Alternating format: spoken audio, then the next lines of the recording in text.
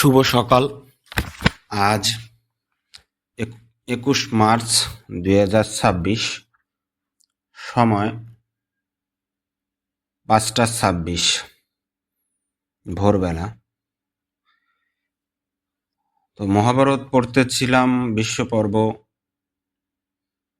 বিশ্বপর্ব নয়, শান্তি পর্ব। সেখানে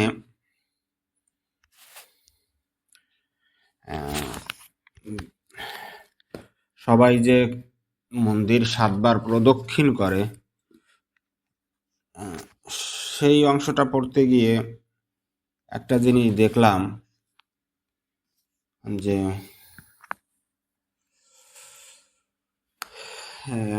মন্দির কেন 7বার প্রদক্ষিণ করে, তার একটা চমৎকার কাহিনী পাইলাম। এর সাথে আর একটা যে কাহিনী জুড়ে গেল, সেটা হচ্ছে যে দেবতাদের গুরু বৃহস্পতি এবং অসুরদের গুরু শুক্রাচার্য এমন একটা বিদ্যা জানে যাকে বলে মৃত সঞ্জীবনী বিদ্যা, যাতে যার অর্থ সে মৃত মানুষকে বাঁচাতে পারে। তো দেবতাদের অস্ত্র শিক্ষার গুরু, সমস্ত কিছুর গুরু হচ্ছে বৃহস্পতি, আর অসুরদের গুরু হচ্ছে শুক্রাচার্য, যাকে শুক্র গ্রহ বা ভেনাস যার নামে নামকরণ। আবার এপাশে বৃহস্পতি গ্রহ, তার নামে নামকরণ। আবার চন্দ্রের ছেলে বুধ, যা নিয়ে চন্দ্র এবং বৃহস্পতির বিবাদ রয়েছে, কার ছেলে এটা সেটা নিয়ে আবার দ্বন্দ্বে সব অন্ধ, এমন একটা অবস্থা। মহাভারত মানেই দ্বন্দ্বে অন্ধ, ষড়যন্ত্রের গন্ধ। দ্বন্দ্বে অন্ধ, ষড়যন্ত্রের গন্ধ। ব্যাপারটা আমি একটা কাগজে লিখে রাখি, না হলে মনে থাকবে না। দ্বন্দ্বে অন্ধ, ষড়যন্ত্রে অন্ধ।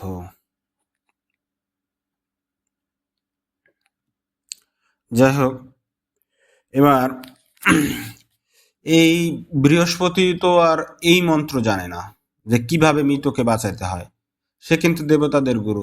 অপরদিকে শুক্রাচার্য কিন্তু জানে যে কিভাবে মৃতকে বাঁচাতে হয়। দেবতা এবং অসুরদের যখন যুদ্ধ হয়, তখন শুক্রাচার্য মৃত অসুরদের বাঁচিয়ে তোলে। ফলে যুদ্ধটা একটা ফাটাফাটি পর্যায়ে, একটা কঠিন কম্পিটিশন পর্যায়ে চলে যায়। দেবতারা বারবার হেরে যায় অসুরদের কাছে। তো এবার সবাই মিলে ওই যে একটা ষড়যন্ত্র করলো যে শুক্রাচার্যের এই বিদ্যাটা কিভাবে শেখা যায়, একজনকে তো শিখতে হবে, না হলে তো আমরা পারবো না। তখন এই যে কচ মাদার চোদ হোক, এটা রাগ থেকে বলতেছি, আমি তাকে গালিই দিলাম। একে পাঠাইলো ষড়যন্ত্রীর যন্ত্র হিসেবে, তুমি যাও শুক্রাচার্যের কাছে গিয়ে এইটা শিখে আসো। এখন শুক্রাচার্যের শিষ্যত্ব বরণ করা তো এত সহজ না। সে হচ্ছে অসুরদের গুরু, শিক্ষক। অসুররা তো তাকে এত কিছু শিখতে দেবে না। তো এইবার শুক্রাচার্যের আবার একটা মেয়ে আছে, না বলো কত জানি, দেব এবং না, ওর মেয়েটার নাম হচ্ছে কি, দেবযানী। এবার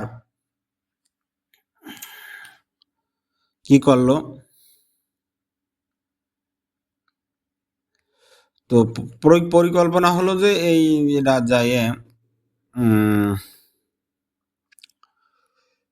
দেব কস যাইয়া প্রেমের ফাঁদে ভাসাবে দেবযানীকে, তার সাথে যে লুতুপুতু প্রেম করবে, ভালোবাসায় ভরিয়ে দেবে, বসন্ত চলে আসবে জীবনে, ফুল তুলে দেবে, বেনি করে দেবে, আহা কি ভালোবাসা, গাছের ফল পেড়ে দেবে, খাবে।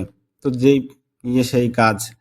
একদিন কচও গেল সেখানে, গিয়ে শুরু হয়ে তার মেয়ের সাথে ইটুপিটু পেপটু মেমটু করে কচও দেবযানীকে পটাইয়া পুটাইয়া তার বাবের শিষ্যত্বরূপে পরণ করলো। যেহেতু কোনো বাবাই তার মেয়ের আবদার করতে পারে না, তো তেমনি কচের কচকে দেবযানী ভালোবেসে ফেলেছিল। তাই তার বাবাকে অনুরোধ করে সে বিদ্যা বুদ্ধি শিখে পরবর্তীতে সে কচকে দেবযানীকে গ্রহণ না করে দেবযানীর ভালোবাসাকে দূরে ঠেলে দিয়ে সে চলে যায় বৃহস্পতির কাছে, এবং সেখানে সে এই সঞ্জীবনী পুত্র মানে মন্ত্র তাদের শিখায়। কত বড় প্রতারক, মাদারচোদ! প্রেমের নামে ছলনা করেছে, ওর বিচি কেটে ঝুলিয়ে রাখা হোক। যাই হোক, এই রেখে যে কত কত ষড়যন্ত্র। হ্যাঁ, দেব কচজানির কাহিনী, রবীন্দ্রনাথের একটা বিখ্যাত কাহিনী আছে, কি বলে, কবিতা আছে, বিদায় অভিশাপ।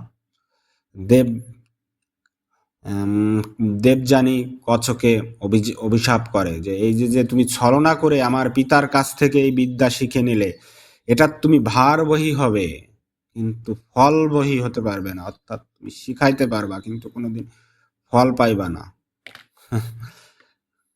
হ্যাঁ, আর কচ দেবযানীকে অভিমান করে, অভিশাপ দেয় যে তুমি আমাকে অভিশাপ দিলা, আমিও তোমাকে অভিশাপ দেব, যে তুমি ব্রাহ্মণের মেয়ে কিন্তু তোমার কোনোদিন ব্রাহ্মণ ছেলের সাথে বিয়ে হবে না। দ্বন্দ্বে অন্ধ, ষড়যন্ত্রের গন্ধ। যা হোক, কঠিন প্রেম, মেয়েকে ব্যবহার করে বাপের কাছ থেকে মন্ত্র শিখে নেওয়ার চমৎকার একটা বুদ্ধি। হ্যাঁ, এই জন্যই বলে যা নাই মহাভারতে তা নাই ভারতে, অর্থাৎ যা মহাভারতে নাই তা মর্তে নাই। ঠিক আছে, শুভ সকাল। দিনটা আজকে সবার ভালো যাক, আমারও ভালো যাক। ধন্যবাদ।